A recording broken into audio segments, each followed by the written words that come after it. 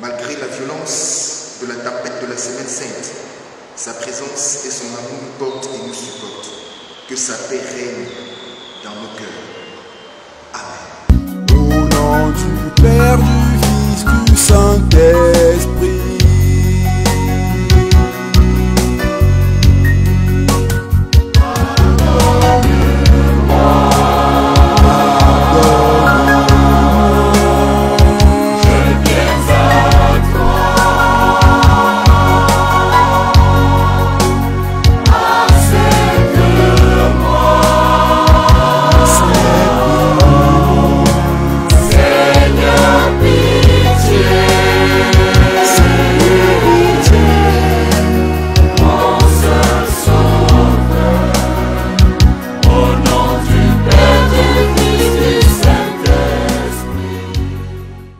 Adorons le Seigneur notre Dieu. Dieu vivant et Père éternel, par Jésus-Christ ton Fils et notre Seigneur, dans ta grâce et dans ta volonté bienveillante, tu nous donnes des exemples concrets de service. Inspire-nous pour contempler d'un cœur sincère et reconnaissant ton Fils brillant profondément pour ceux qui le maltraitent, pardonnant à tous ceux qui le traînent sur la croix, pardonnant également à tout cœur, de tout cœur au bourreau qui le malmène, se dépouillant de sa divinité pour revêtir l'humanité, offrant sans violence sa joue droite à celui qui vient de gifler la bouche, s'abaissant jusqu'à la mort de la croix pour nous relever, aimant tous les hommes, les femmes et les enfants sans discrimination. Père, dans un esprit d'adoration, aide-nous à comprendre à travers cette vie dévouée au service le sens et la signification de notre existence et de notre devoir. Par Jésus-Christ, ton Fils bien-aimé, nous t'adorons. Amen. Pardonne-moi, Seigneur. Je me prosterne devant ta sainte face. Aie pitié de mon âme, ô Seigneur. Pitié, mon seul sauveur. Au nom du Père, du Fils, du Saint-Esprit.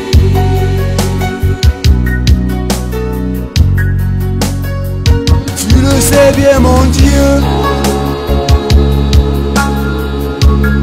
Je puis me passer de ton secours.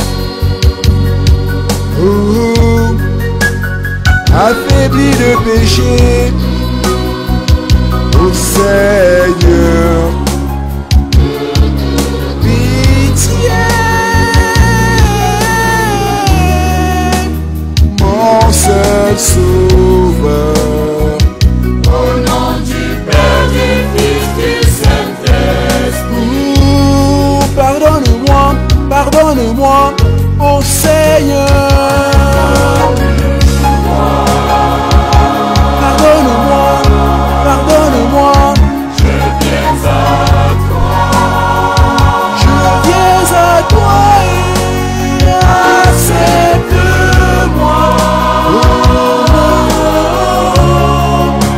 Seigneur, pitié. Mon seul sauveur. Au nom du Père, du Fils, du Saint-Esprit.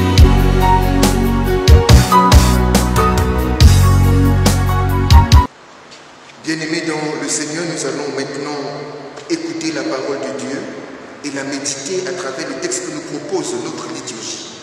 Il s'agit de l'évangile selon Luc, chapitre 23, les versets 32 à 34. Luc, chapitre 23, les versets 32 à 34. disons ceci. On conduisait en même temps deux malfaiteurs qui devaient être mis à mort avec Jésus. Lorsqu'il fut arrivé au lieu appelé Crâne, ils le crucifiaient là, ainsi que les deux malfaiteurs, l'un à droite, l'autre à gauche. Jésus dit, Père, pardonne-leur car ils ne savent pas ce qu'ils font. Il se partageait ses vêtements en tirant au sort. Amen.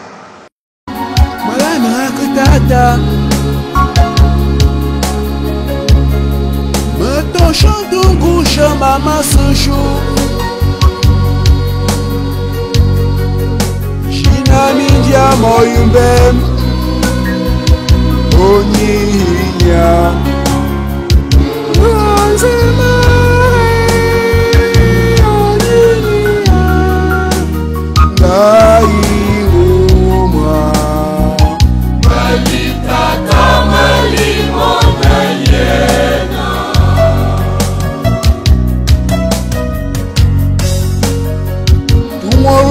dada Upande udu mashamu mavre Aengere Mankwa ikwanu Oninia Uenzema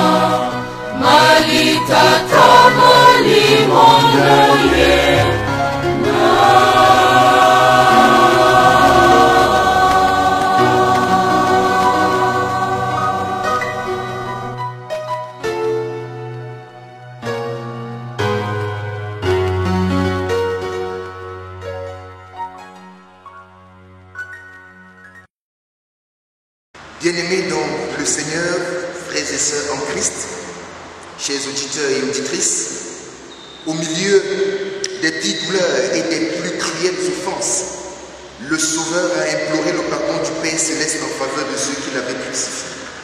Père, pardonne-leur car ils ne savent pas ce qu'ils font.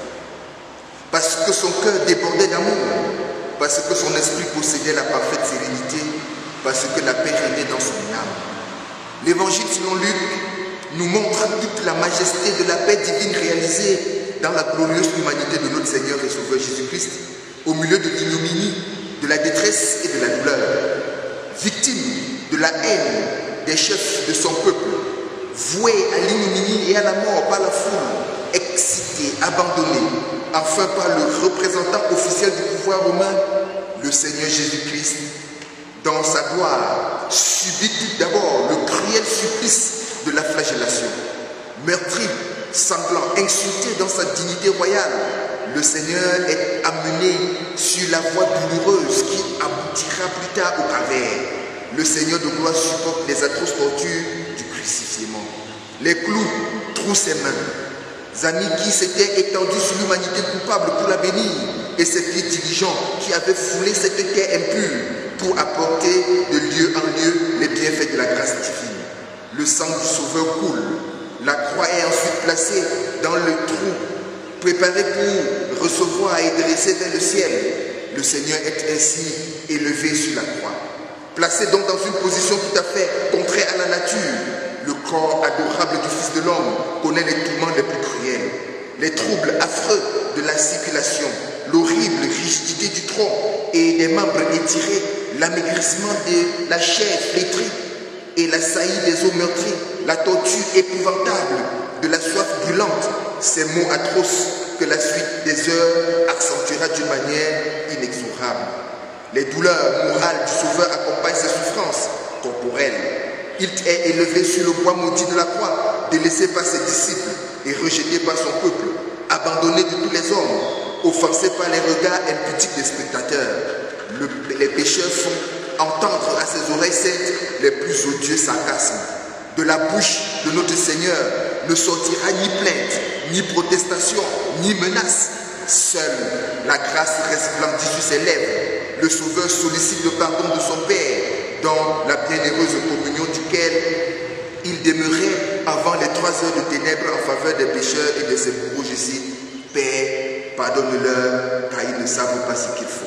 C'est ainsi que l'ignominie et les douleurs de la croix servent à révéler l'étendue de la grâce de Dieu, l'intensité de sa gloire morale et la puissance de sa paix.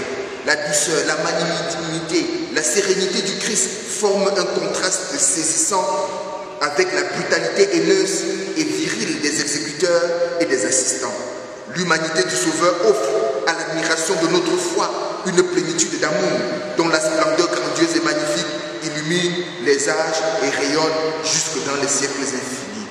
Ce pardon souverain des injures les plus graves et des actes les plus ignobles, de ses ennemis aussi cruels que dénués de conscience et de scrupules, aussi acharnés que dépourvus de la justice et d'honneur, apparaît comme l'une des principales œuvres de la vie divine au sein de l'humanité.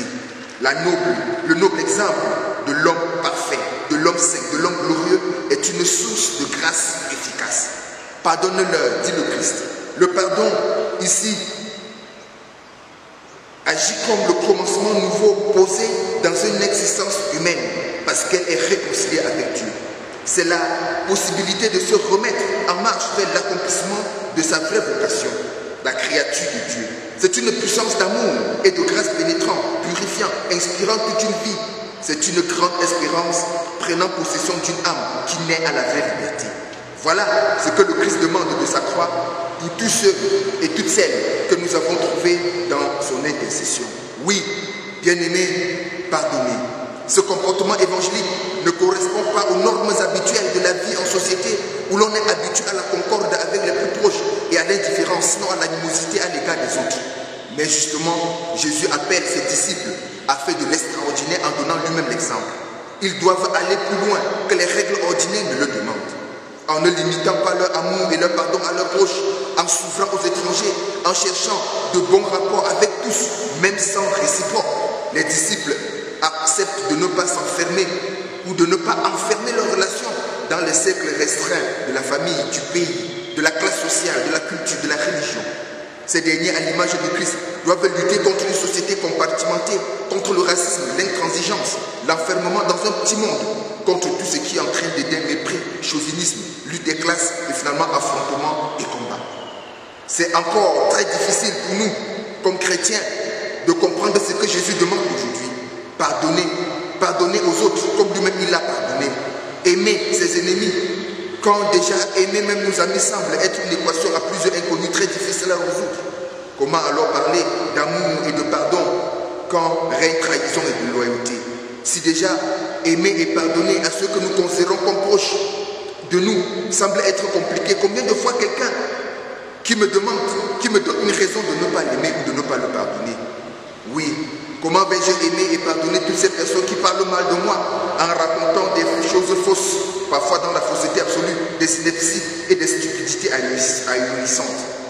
Comment, à l'image de Christ, vais-je arriver à aimer et pardonner ceux qui passent la majeure partie de leur temps à méditer ma perte? Comment vais-je aimer et pardonner celui-là qui, au nom de je ne sais quelle idéologie, se fait éclater par une bombe entraînant la mort de plusieurs innocents et surtout de ceux qui ne demandent qu'à vivre? Oui, à l'image de Christ, comment pardonner à cette personne, à cet homme, à cette femme en qui j'avais confiance aveuglement et qui me fend le cœur par une haute trahison, peut-être à travers l'adultère, les enfants cachés et j'en passe? Comment pardonner à cet homme et à cette femme qui a sacrifié sa progéniture dans l'occultisme au nom de je ne sais quel pseudo-confort matériel et terrestre? Comment aimer et pardonner à ces dirigeants qui détournent de l'argent au vu au sous du monde?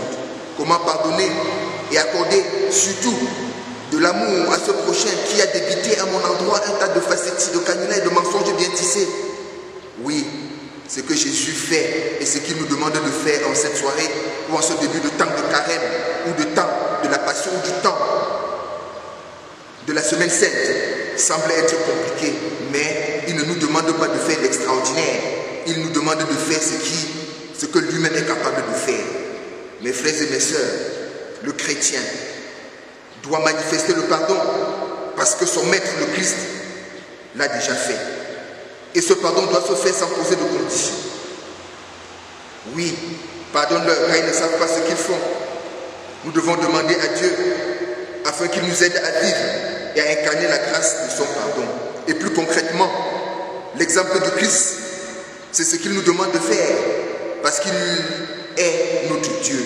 Le chrétien que nous sommes doit comprendre qu'en recevant Jésus dans sa vie, il ne s'appartient plus. Il est désormais une offrande de Dieu.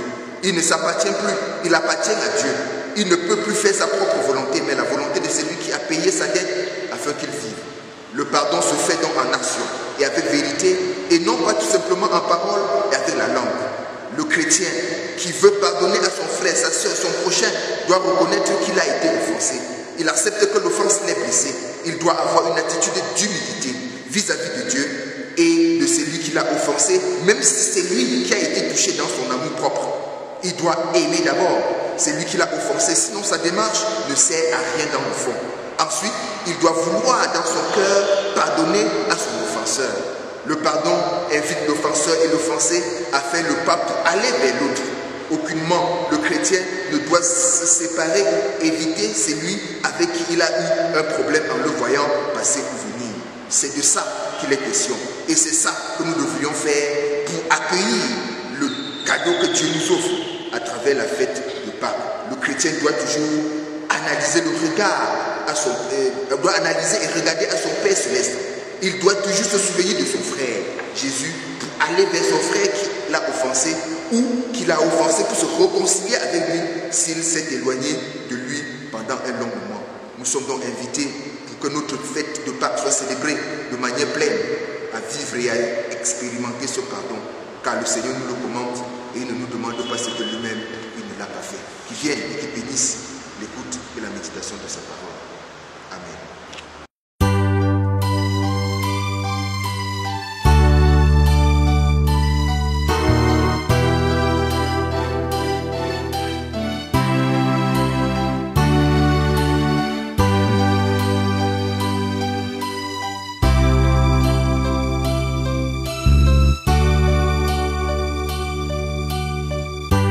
Dans l'immense brouillard où je vois ma vie pleine de mal, j'aperçois une lueur qui m'apporte l'espoir.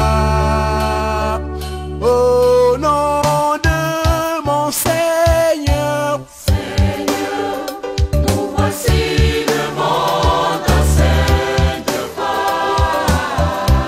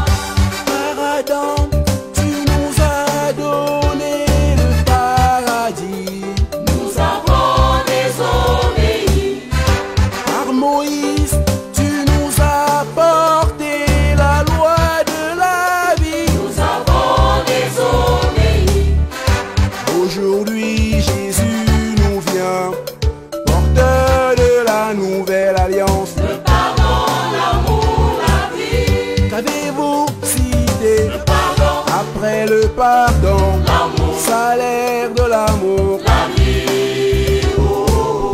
Qu'avez-vous cité? Après le pardon, salaire de l'amour. Oh, prions Dieu, je te confie ma vie. Elle est toute à toi, faisons ce que tu veux. Prends-moi par pitié, oh Seigneur, je suis tout à toi. De tous les temps, Seigneur, Je confie ma vie, elle est toute à toi, faisons ce que tu veux. Prends-moi par pitié, oh Seigneur, je suis tout à toi. de tous les temps. Seigneur, tu me pardonnes les péchés tout le temps. Tu me pardonnes les péchés tout le temps.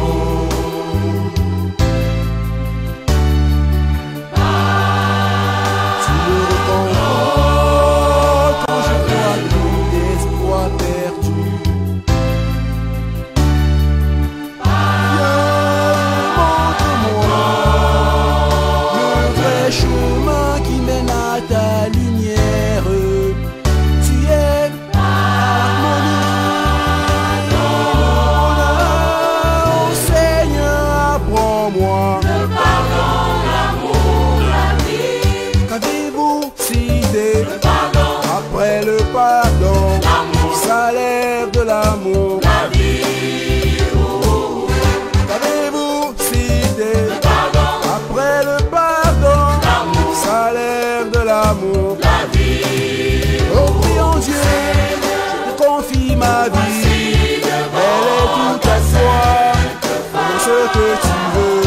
Prends-moi par pitié, oh Seigneur, je suis tout à toi. De tous les temps, Seigneur, Je te confie ma vie, elle est toute à toi, fais ce que tu veux. Prends-moi par pitié, oh Seigneur, je suis tout à toi. de tous les temps, Pardonne-nous Seigneur, pardonne-nous nos péchés, Seigneur. pour nos infidélités, prends pitié. Oh Seigneur, oh, prends pitié. Pour nos infidélités, prends pitié. Oh Seigneur, prends pitié. Adultère, idolâtrie, notre lot. Oh Seigneur, prends pitié. Pour nos infidélités, prends pitié. Oh Seigneur, prends pitié.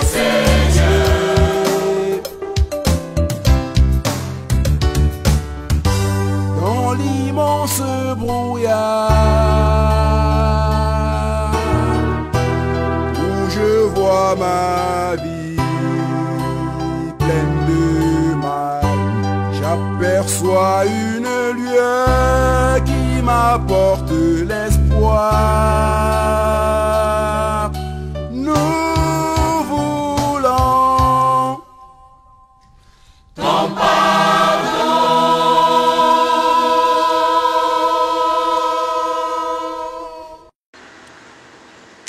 Pour ce lundi, premier jour de la semaine sainte, je vous invite à la prière. Seigneur Jésus, tu es venu comme signe du pardon de Dieu au milieu des hommes. Mais comme un malfaiteur, nous t'avons pendu au bois maudit. Pardonne nos agissements, car nous ne savons pas ce que nous faisons. À travers ton enseignement, d'une manière lapidaire, tu as gravé le pardon du Père, source du pardon fraternel. Apprends-nous, ô Père, à vivre ce pardon d'une manière concrète au sein de notre monde saturé de violence. Fais-nous s'aimer sur notre passage l'amour et non la haine, la paix et non la guerre, la joie et non la tristesse, le pardon et non la vengeance. Au nom de Jésus-Christ. Amen. Nous continuons cette phase d'intercession. Seigneur notre Dieu et notre Père Jésus-Christ, tu connais l'état de nos cœurs, des cœurs fragiles, des cœurs toujours prêts à être rancuniers, des cœurs toujours prêts à retenir ce qui n'est pas bien, des cœurs toujours prêts à se rebeller.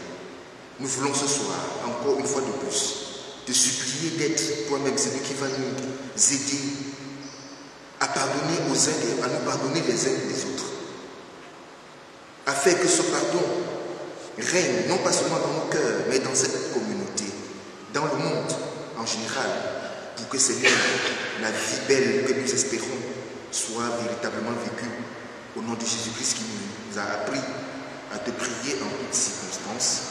Notre Père qui est aux cieux, que ton nom soit sanctifié, que ton règne vienne, que ta volonté soit faite sur la terre comme au ciel. Donne-nous aujourd'hui notre pain de ce jour. Pardonne-nous nos offenses, comme nous pardonnons aussi à ceux qui nous ont offensés. Ne nous soumets pas à la tentation, mais délivre-nous du mal, car c'est à toi qu'appartiennent le règne, la puissance et la gloire pour les siècles des siècles. Amen. Bien-aimés dans le Seigneur, nous allons écouter les exhortations et recevoir la bénédiction de la part de notre Dieu. Comme exhortation, le Seigneur lui-même nous a pardonné malgré les supplices de la croix. Le Seigneur nous a accordé son pardon malgré notre indignité à le recevoir. Nous sommes donc appelés dans nos différentes vies, dans chaque secteur et au coin de nos vies, à accorder le pardon aux uns et aux autres. Que le Dieu qui a pardonné nos péchés en Jésus-Christ nous donne de pardonner sans cesse à nos frères et sœurs qui nous ont offensés. Allons dans la paix du Seigneur, étant rassurés que le Dieu Tout-Puissant, lui-même qui nous a accordé son pardon, nous a bénis. Au nom du Père, du Fils et du Saint-Esprit, un seul Dieu éternellement béni.